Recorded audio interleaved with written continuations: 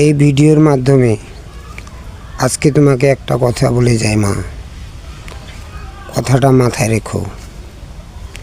তুমি যাদেরকে আপন ভাবছো তারাই আজকে তোমার পর।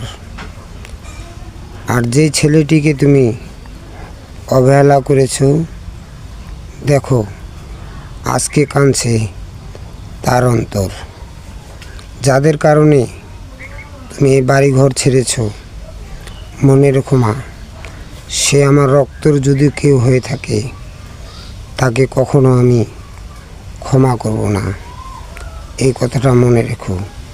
কোনো কারণে তোমার যদি কিছু হয়ে যায় তাদেরকে কিন্তু আমি ক্ষমা করব না, এটা মাথায় রেখো।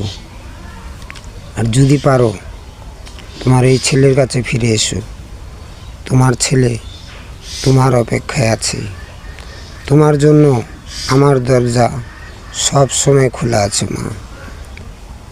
তোমার অপেক্ষায় রইলাম। ভালো থেকো। আল্লাহ হাফিজ।